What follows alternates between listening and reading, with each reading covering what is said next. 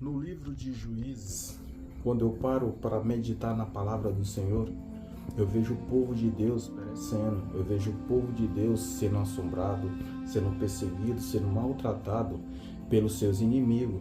Numa das passagens eu vejo os midianitas com seu poder muito maior do que a Israel. Ele estava tirando vantagem, tirando proveito, e assim estavam maltratando o povo plantava e não podia colher, porque os midianitas vinham e tomavam para si as suas colheitas. Sabe, a pessoa trabalhava e eles não podiam desfrutar do fruto do seu trabalho.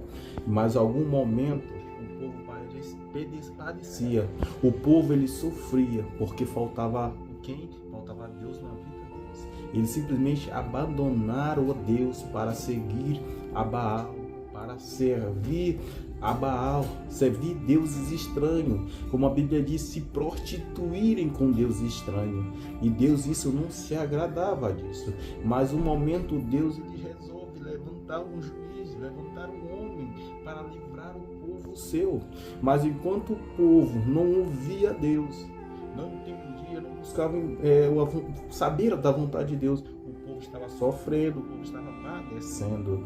Mas em algum momento o próprio Jesus Cristo, na sua forma corpórea, ele aparece a Gideão como um anjo, e ele fala a respeito de Gideão ser um homem escolhido para livrar a Israel da mão dos seus inimigos opressores. E Gideão, todavia, em algum momento ele dá atenção para aquilo que Deus havia falado.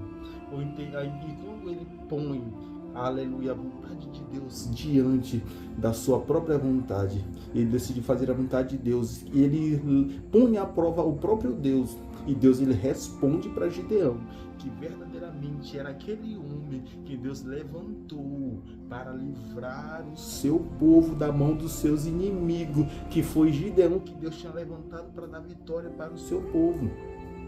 E eu meditando na palavra, eu vejo algo maravilhoso que Gideão levanta consigo, começa a espalhar por muitos lugares de Israel, chamando o povo para lutar consigo nessa guerra contra os midianitas, os malequitas, que era, quando eu leio a Bíblia, diz que era muita gente, estava acampada ali no deserto, um número enorme, como se fosse muitos gafanhotos, os seus camelos, era muito o número de inimigos contra Israel. Mas existia, foi 30 mil homens para a batalha junto a Gideão. Mas tem uma coisa, um detalhe. Deus disse, se for esses 30 mil e eles vencerem, vão dizer, a minha mão me deu vitória. Eu venci porque o número era grande e o povo ia ter essa glória para si. Mas Deus disse não. Deus conhece o coração e a intenção do homem.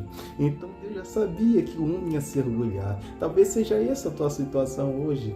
Deus ele quer fazer algo diferente na tua vida, libertar dos teus próprios pensamentos, mas que os teus pensamentos não sejam os teus pensamentos, mas sejam os pensamentos de Deus, iluminando a tua vida, iluminando a tua mente.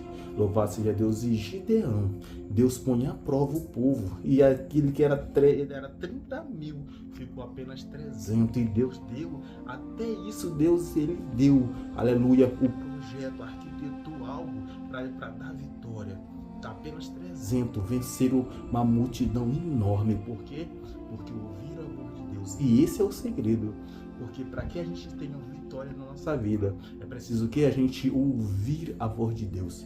É preciso a gente entender a vontade de Deus. É necessário alguém que obedeça a Deus. Porque não dá para ter vitória sobre coisas grandes se a gente não obedece, se a gente não ouve, se a gente não obedece, se a gente não faz a vontade de Deus. E a vitória não foi conquistada simplesmente por intermédio da mão daqueles homens, mas o nosso próprio Deus, ele foi quem deu a vitória extraordinária e implacável sobre os seus inimigos a Israel.